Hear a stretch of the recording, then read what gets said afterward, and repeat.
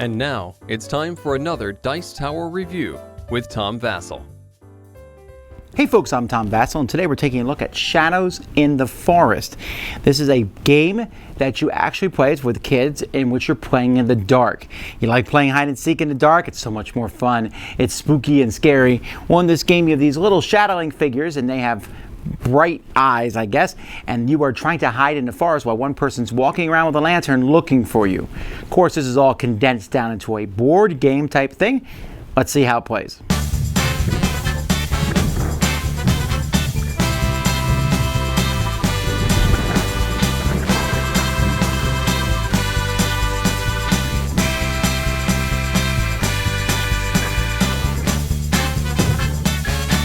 Players are going to be putting together different objects, trees and rocks and things, and putting them there. One player is going to be the seeker. They're going to get this lantern, which they'll be turning on to show a little bit of an LED light, and they'll be starting on one of the red spots. Everyone else is going to be taking these guys, and while the seeker has their eyes closed, placing them in hiding spots all around the board. Now you're going to try to play this in a room that is dark. So let's see if we can darken this room a bit here. Alright, so you can see here the lamp is going to be moving around.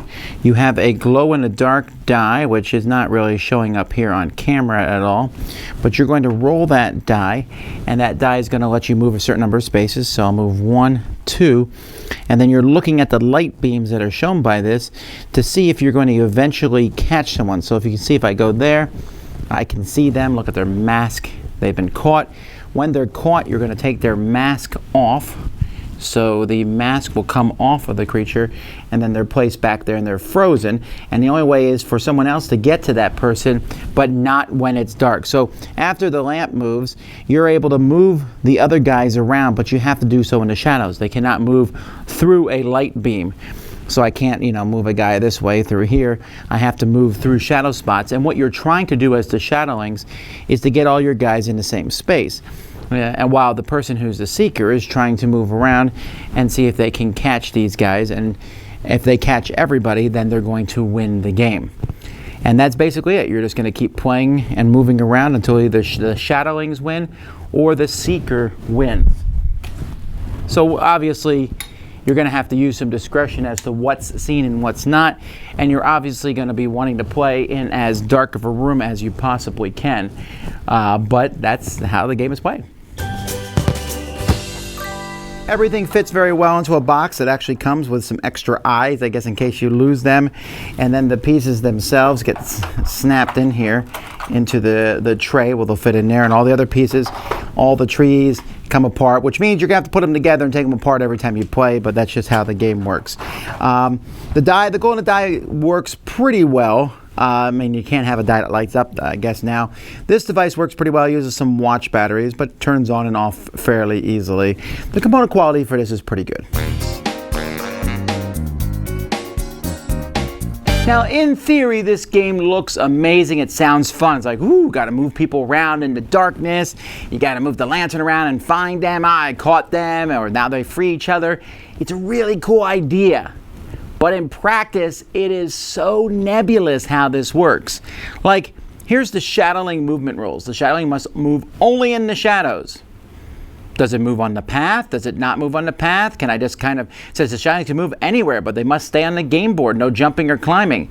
Well, literally, you can, if the lantern moves in the right spot, you can get them all in the same spot almost right away. And so you kind of just have a big group of them, and you put them in one spot, and if the lamp is near someone, you just got to wait till the lamp moves away from that person, then you come in, free them, and get them back. And exactly how does that work?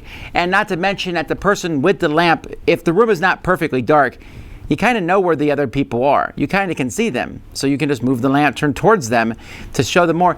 I found that the whole dark versus light thing, first of all, for this to work really well, it needs to be pitch dark, which, by the way, is not the easiest way to play a game. But secondly, since pitch dark is often hard to pull off, you have to kind of like fluff the rules a bit. So I can't look while you're moving exactly how you move. It just sounds like a game that works better in real life than it does. These rules aren't strict enough for us to know exactly where to move things. I mean, they have rules for the lantern. It has a little arrow on the top of it, and it must follow that direction. But the rules for how the shadowlings run around and scamper about, and if I catch you, then why would I want to move away from you? I don't know. It's this neat idea that we found a little more frustrating than fun. That everyone was like, ooh, that's really cool. And it was cool for a little bit, but at the end of the day, if you try to play it as a game, like I'm trying to win, I don't think that works well. The only way I found that this works well is if me as dad says, all right, I wonder where they are. You know how you play hide and seek with kids? That's how this one felt to some degree. I feel like there's an idea for a good game in here. It just didn't come out as well as I wanted it to. So that's Shadows in the Forest. Looks neat though. Dice Tower Judgment works well in theory, but not as well in practice.